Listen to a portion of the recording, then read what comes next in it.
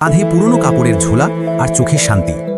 শোরুমের কাচের দেয়ালের পেছনে ঝকঝকে নতুন গাড়ি রাখা ছিল। BMW, হন্ডা, মার্সিডিস, সবকিছুর দাম কোটি টাকায়। বৃদ্ধ ভেতরে ঢুকতেই গার্ড পথ আটকালো। আরে বাবা, আপনি এখানে কি করতে এলেন? বাইরে পার্কিংয়ে বসে থাকুন, ভেতরে শুধু গ্রাহকরা আসেন। বৃদ্ধ হেসে বললেন, বাবা আমি গ্রাহকই তো, ভেতরে ম্যানেজারের সাথে দেখা করতে হবে, একটা গাড়ি দেখতে চাই। গার্ড পাশের আরেকজন সিকিউরিটির দিকে তাকিয়ে হেসে উঠল। শুনলি বাবা গাড়ি কিনতে এসেছেন, সাইকেলেরটা নাকি? দুজনই হেসে ফেলল। বৃদ্ধ কিচ্ছু বললেন না, শুধু শান্ত হাসি বজায় রাখলেন এবং বললেন, বাবা তোমরা হাসো বা কাঁদো, কিন্তু আমি ভেতরে যাবই। ঠিক তখনই ভেতর থেকে একটা কড়া আওয়াজ এলো। বাইরে কি এত হইচই? আওয়াজটা ছিল কৃতিকা সিংয়ের, শোরুমের সিনিয়র সেলস এক্সিকিউটিভের। হাই হিল, কালো স্যুট আর হাতে ট্যাবলেট নিয়ে তিনি বেরিয়ে এলেন। তিনি বৃদ্ধকে মাথা থেকে পা পর্যন্ত দেখলেন এবং হালকা তাচ্ছিল্য ছুড়ে বললেন, বাবা এই শোরুম গাড়ি বিক্রি করে, চা নয়, আপনার হয়তো ভুল জায়গায় আসা হয়েছে। বৃদ্ধ বিনম্রভাবে বললেন, না মা, আমি সঠিক জায়গাতেই এসেছি, আমাকে এখানকার সবচেয়ে দামি গাড়ি দেখাতে হবে। কৃতিকা হাসি থামাতে পারলেন না। ও সত্যি? আমাদের কাছে সবচেয়ে দামি গাড়ি অনারেলিয়াস X9 আছে, দাম 3.5 কোটি। আপনি ক্যাশে দেবেন নাকি চেকে? বৃদ্ধ বললেন, পেমেন্টের চিন্তা করবেন না, আগে গাড়িটা দেখান। কৃতিকা তার সহকারী বিক্রমকে বললেন, একটু গাড়ির কভারটা সরাও, আমাদের ভিআইপি গ্রাহক দর্শন করতে চান। বিক্রম মুচকি হেসে বলল, ম্যাডাম এটা কি মজা হচ্ছে? এই লোকটাকে তো মনে হচ্ছে ফুটপাত থেকে উঠে এসেছে। কৃতিকা বললেন, হ্যাঁ, কিন্তু একটু সময় কাটাতে দোষ কি? দুজন হাসতে হাসতে গাড়ির কাছে গেলেন এবং কভার সরালেন। গাড়ির বডি ঝলসে উঠল। বৃদ্ধ সেটা মন দিয়ে দেখলেন, তারপর আস্তে করে বললেন, এটার ইঞ্জিনের সাউন্ড শুনতে চাই। বিক্রম বিরক্ত হলো। ভাবা এটা কোনো লোকাল গাড়ি নয়, এতে বসাও বারণ, এটা শোপিস। বৃদ্ধ বললেন, তোমাদের মালিকের সাথে দেখা করাও, তিনিই কথা বুঝবেন। কৃতিকা বিরক্ত হয়ে বললেন, ও গড, এবার ইনি মালিকের সাথেও দেখা করতে চাইছেন। এরপর তিনি রিসেপশনে গিয়ে ফোন তুললেন। স্যার, বাইরে একজন বৃদ্ধ লোক এসেছেন, বলছেন অনারেলিয়াস X9 কিনতে চান, মনে হচ্ছে মজা করছেন। ফোনের ওপার থেকে আওয়াজ এলো, মজা করতে দিন, কিছুক্ষণ পর নিজেই চলে যাবে। এই আওয়াজটা ছিল অভিষেক মেহরা, শোরুমের জেনারেল ম্যানেজার, এক অহংকারী সেলস কেন্দ্রিক লোক, যিনি মানুষকে তাদের পোশাক দেখে বিচার করতেন। কৃতিকা ফোন রেখে বৃদ্ধকে বললেন, ম্যানেজার সাহেব ব্যস্ত আছেন, আপনি অন্য কোনো দিন আসুন। বৃদ্ধ বললেন, আমার আজই দেখা করতে হবে, জরুরি কথা আছে। বিক্রম হেসে বলল, জরুরি কথা হলো আপনার এখান থেকে যাওয়া উচিত। বাবা বাইরে জল রাখা আছে, পান করুন। এই বলে তারা দুজন ভেতরে চলে গেলেন। বৃদ্ধ কিছুক্ষণ সেখানেই দাঁড়িয়ে রইলেন, তারপর পাশের চেয়ারে বসে পড়লেন। কিছুক্ষণ পর প্রায় 25 বছর বয়সী একটি ছোট ছেলে তার কাছে এলো। নাম রবি তিওয়ারি, নতুন জুনিয়র সেলসম্যান। রবি জিজ্ঞাসা করল, বাবা সবাই আপনাকে বকছে কেন, আপনার কিছু চাই কি? বৃদ্ধ হেসে বললেন, শুধু তোমার ম্যানেজারের সাথে দেখা করতে চাই বাবা। রবি বলল, ঠিক আছে, আমি চেষ্টা করছি। সে দৌড়ে ম্যানেজারের অফিসে গেল। স্যার, বাইরে একজন বৃদ্ধ লোক আছেন, বলছেন গাড়ি কিনতে চান। আমি দেখেছি উনি গরিব দেখতে, কিন্তু যদি সত্যিই হন। অভিষেক চোখ তুলে তাকালেন। রবি, তুমি নতুন, এখানে প্রতি মাসে এমন 100 লোক আসে, তোমার কাজ হলো আসল ক্রেতাকে চেনা। এখন যাও আর ওকে বাইরে পাঠিয়ে দাও। রবি তস্তত করে বলল, কিন্তু স্যার যদি উনি সত্যি? অভিষেক মাঝ পথে থামিয়ে দিলেন, অনেক হয়েছে, তর্ক করো না, তোমার কাজ করো। রবি বাইরে এলো। বৃদ্ধ তখনও শান্তভাবে বসেছিলেন। সে আস্তে করে বলল, বাবা উনি বলেছেন আপনি পরে আসুন, উনি এখন ব্যস্ত। বৃদ্ধ মাথা নাড়লেন, ঠিক আছে বাবা, যখন সময় সঠিক হবে তখন দেখা আপনা আপনি হয়ে যাবে। রবি অবাক হয়ে জিজ্ঞাসা করল, আপনার নাম কি? বৃদ্ধ হেসে বললেন, নাম জানার সময় এখনো আসেনি বাবা। আর এই বলে তিনি তার ঝোলা থেকে একটা ছোট শিলমোহর করা খাম বের করলেন। রবিকে বললেন, এটা তোমার ম্যানেজারকে দিও, কিন্তু যখন সে একা থাকবে। রবি খামটা নিল। এর মধ্যে কি আছে? বৃদ্ধ বললেন, উত্তর তার মধ্যে পাবে, শুধু দিয়ে দিও। রবি কিছু বুঝতে পারল না, কিন্তু যখন সে বৃদ্ধের চোখে তাকালো তখন এক অদ্ভুত গভীরতা অনুভব করল, যেন তিনি কোনো সাধারণ মানুষ নন, অন্য কেউ। খামটা তার হাতে ভারী লাগতে শুরু করলো। রবি সাবধানে খামটা তার শার্টের পকেটে রাখল। শোরুমের ভেতরে তখনও সেই ভিড়, নতুন গ্রাহক, চায়ের ট্রে, চকচকে টায়ার আর বিক্রির কথা। কিন্তু রবির মনোযোগ এখন অন্যদিকে। প্রতিবার যখন তার আঙুল খামটাকে স্পর্শ করত, তার মনে হতো এর ভেতরে কিছু একটা বড় লুকানো আছে। প্রায় আধ ঘন্টা পর শোরুমটা একটু শান্ত হলো। অভিষেক মেহরা তার কেবিনে একা ছিলেন। রবি সাহস করে ভেতরে গেল। স্যার? অভিষেক মুখ না তুলেই জবাব দিলেন, কি হলো এবার? ওই যে বৃদ্ধ লোকটা এসেছিলেন, উনি এই খামটা আপনাকে দিতে বলেছেন একা থাকলে দিতে। অভিষেক হেসে বললেন, কেন? এর মধ্যে কি লেখা আছে? দানের আবেদন? এরপর তিনি খামটা নিলেন, শিল ভাঙলেন। ভেতরে শুধু একটা সাদা কাগজ ছিল, তাতে নীল কালিতে কিছু লাইন টাইপ করা ছিল।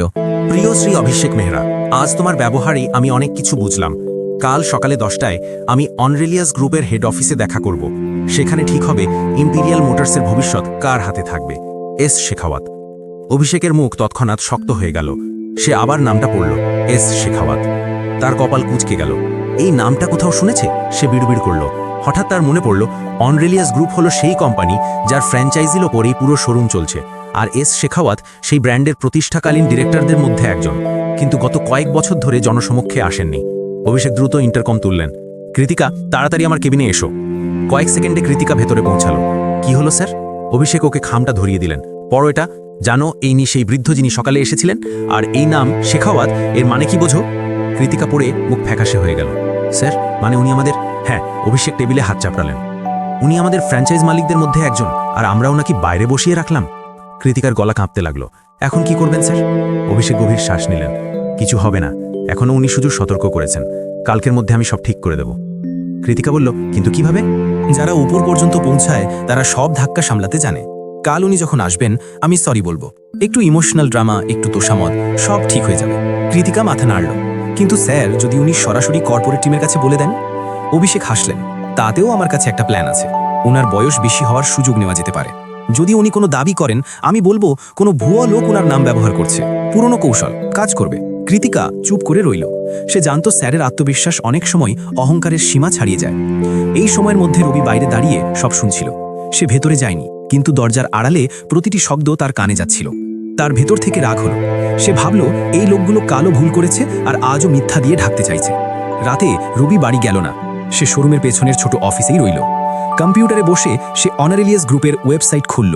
তারপর কন্ট্যাক্ট বোর্ড অফ ডিরেক্টর সেকশনে গিয়ে একটা ইমেল লিখল। Subject: regarding Mr S Shekhawat's visit to Imperial Motors. প্রিয় স্যার, আজ একজন বৃদ্ধ ব্যক্তি এসেছিলেন যিনি নিজেকে শ্রী শেখাওয়াত বলছেন। স্টাফরা তার সাথে অনুচিত ব্যবহার করেছে। তাকে শোরুম থেকে প্রায় বের করে দেওয়া হয়েছিল। আমি এই মেল লিখছি যাতে সত্যিটা আপনার সামনে পৌঁছায়। রবি তিওয়ারি, জুনিয়র সেলস এক্সিকিউটিভ। সে মেল পাঠিয়ে দিল। বুক ধরফর করছিল, কিন্তু আত্মা হালকা লাগছিল। পরদিন সকালে 10টায় শোরুমের গেটে সেই বৃদ্ধ আবার এলেন, কিন্তু এবার একা ছিলেন না। পেছনে 4টি গাড়ি থামল। কালো সুটে কিছু কর্মকর্তা নামলেন। গার্ড হতভম্ব হয়ে গেল। কৃতিকা আর বিক্রমের মুখ থেকে রং উড়ে গেল, আর অভিষেক মেহরা, যার হাসি গতকালও এত উজ্জ্বল ছিল, তার ঠোঁট শুকিয়ে গেল। বৃদ্ধ সোজা ভেতরে এলেন এবং বললেন, শ্রী অভিষেক মেহরা কোথায়? তার গলায় এখন কোনো নরম ভাব ছিল না, সেই কণ্ঠস্বর ছিল আদেশের। পুরো শোরুম নিস্তব্ধ ছিল।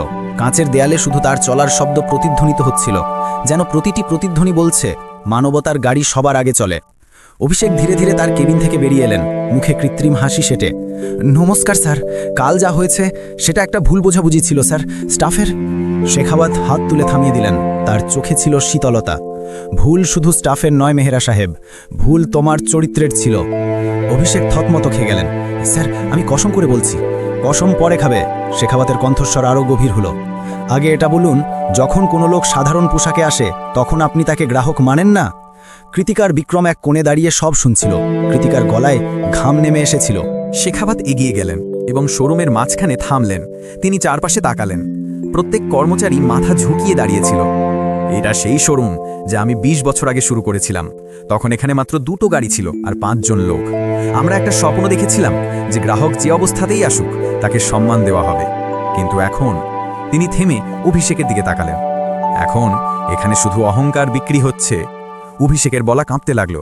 স্যার, প্লিজ আমাদের একটা সুযোগ দিন। কালকের দিনটা সত্যিই খুব খারাপ ছিল। হ্যাঁ, শেখাওয়াত বললেন, কিন্তু খারাপ দিন মানুষকে চেনার কাজ করে, আর কাল আমি তোমাকে চিনেছি। এই সময় তার সাথে আসা কর্মকর্তা ফাইলটা টেবিলে রাখলেন। তিনি বললেন, স্যার, আমরা গতকালের পুরো সিসিটিভি ফুটেজ দেখেছি, সবকিছু রেকর্ডে আছে। অভিষেকের মুখের রং উড়ে গেল। কৃতিকার শ্বাস আটকে গেল। শেখাওয়াত বললেন, আমি ভিডিও দেখেছি। তোমরা হাসছিলে, তাচ্ছিল্য করছিলে, আর এক বৃদ্ধ গ্রাহককে বসতেও দেওয়া হলো না। এটাই কি তোমাদের ব্র্যান্ড ভ্যালু? অভিষেক মাথা নত করলেন। স্যার, আমি মানছি আমার ভুল হয়েছে। আমি... শেখাওয়াত মাঝখানে থামিয়ে দিলেন। এখন ভুল মানার সময় নয়, এখন জবাব দেওয়ার সময়। তিনি পেছনে দাঁড়ানো রবির দিকে ইশারা করলেন। এসো বাবা। রবি চমকে উঠল, ধীরে ধীরে এগিয়ে গেল। শেখাওয়াত হেসে বললেন, এটাই সেই ছেলে যে আমাকে মিথ্যা নয় সত্যি দিয়ে মেলালো, যে আমার অপমান ঢাকার চেষ্টা করল না, বরং আমাকে সত্যি বলল। পুরো স্টাফ স্তব্ধ হয়ে গেল। কৃতিকা ফিসফিস করল, রবি মিল করেছিল। শেখাওয়াত অভিষেকের দিকে তাকালেন। জানিস মেহরা, তোমার শোরুমে সবচেয়ে নিচের পদে বসা মানুষটাই সবচেয়ে উঁচু প্রমাণিত হলো। এরপর তিনি ফাইল খুললেন এবং বললেন, আজ থেকে ইম্পেরিয়াল মোটরসের ম্যানেজমেন্ট স্ট্রাকচার বদলে দেওয়া হচ্ছে। অভিষেক মেহরা, তুমি তাৎক্ষণিক প্রভাব থেকে সাসপেন্ড হলে। অভিষেক হতবাক হয়ে গেল। স্যার প্লিজ, আমার পরিবার আছে।